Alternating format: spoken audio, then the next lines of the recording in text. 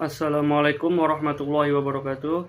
Saya Muhammad Fatihul Husni dari Prodi Akuntansi angkatan 2025. Pada kesempatan ini kami melakukan wawancara untuk menggali pengalaman dan pandangan narasumber di bidang pendidikan.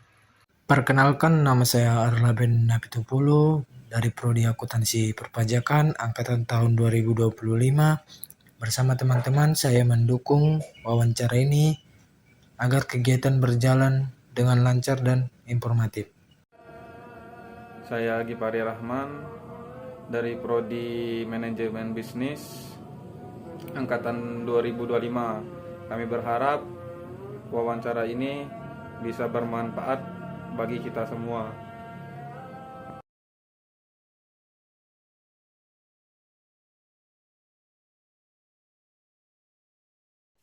Selamat pagi Bu, kami dari mahasiswa SD Dharma Agung ingin sedikit wawancara tentang perjalanan karir Ibu.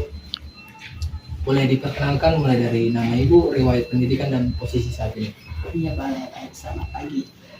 Senang rasanya ya kedatangan mahasiswa yang masih segar-segar tentunya. Baik, nama saya Ikti Harfiani SPDI, biasa dipanggil orang-orang itu Bu Ikti. Seperti itu ya. Kalau riwayat pendidikan tentunya sampai saat ini saya masih S1. Proses S2 sebentar lagi ya. Jadi SPDI gitu. Dari SD saya dari Bengkulu, dari Sumatera. SD, SMP, SMA-nya di Bengkulu, tapi pengalaman sarjananya di Cikarang, di sini sama di Bogor dan kemarin kampusnya. Ya, posisi saat ini alhamdulillah saya sekarang sedang mendapat amanah menjadi kepala sekolah TK IT Mutiara Insani dan SDIT Imam An-Nawawi yang ada di Cikarang Selatan. Bagaimana perjalanan Ibu hingga sampai di posisi sekarang? Perjalanannya tentu tidak mudah ya. Berawal saya dari guru honorer, guru TK, guru SD. Nah setelah itu saya mengikuti pelatihan-pelatihan, saya ditawari hingga diamanahkan menjadi pengajar pendidikan SMA yang matematika itu luar biasa, yang terkenal killer ya tentunya. Ya itu tadi yang membuat perjalanan sampai itu, hingga saya ditawarkan setelah itu mengajar banyak tingkat ya, fase SD, TK, SMP, SMA.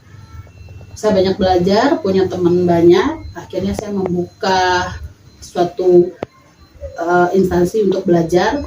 Saya membuka itu dari tingkat TK sampai SMA. Itu akademik sama dinia.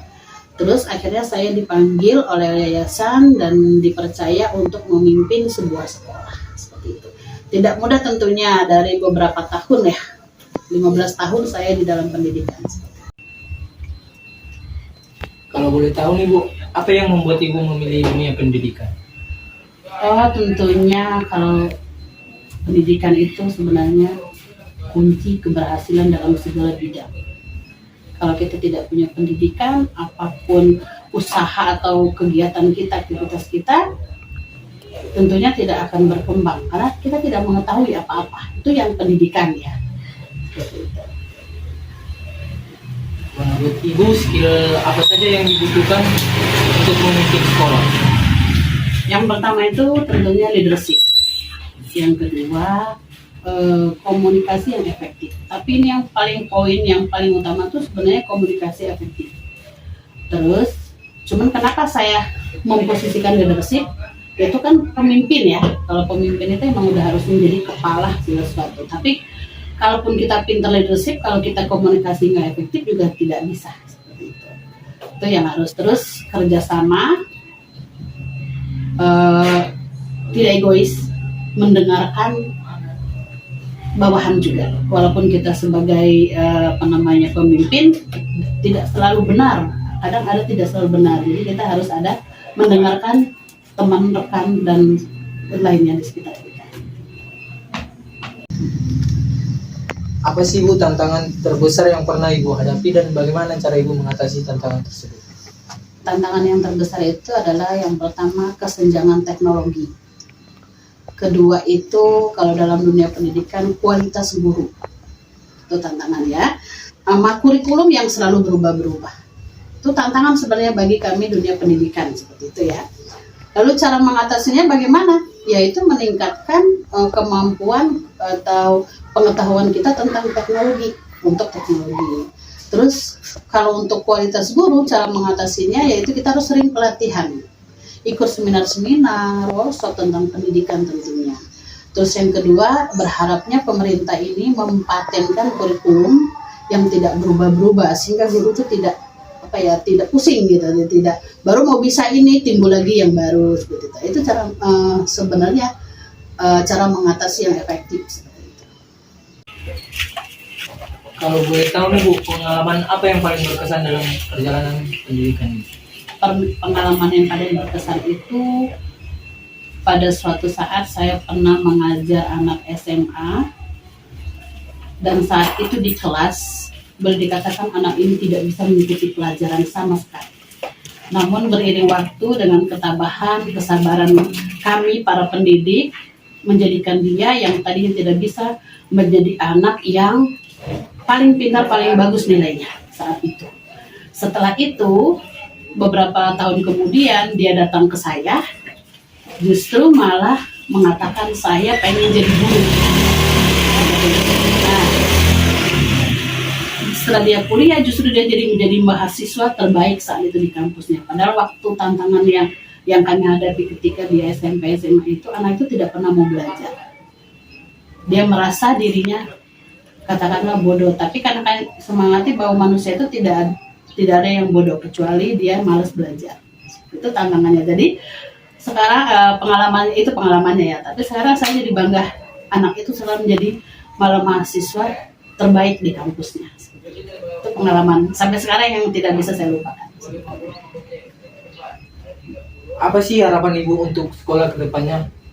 Oh, tentunya kalau saya harapan untuk sekolah saya ya, karena pengalaman banyak, saya pengen menjadi atau melahirkan generasi itu yang punya karakter, punya potensi, bisa mengembangkan kemampuan masing-masing supaya dia menjadi diri pribadi yang bernilai jual, hingga dia bisa menjadikan suatu skill dia nanti menjadi menjalankan kehidupan yang tentunya yang selayaknya seperti zaman sekarang, seperti itu.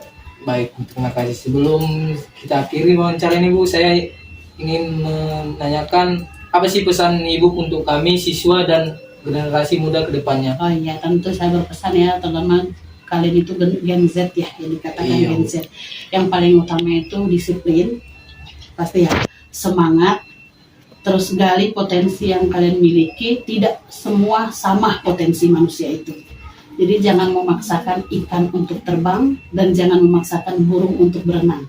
Kalau emang kita bisa bagian apa, kembangkan bagiannya.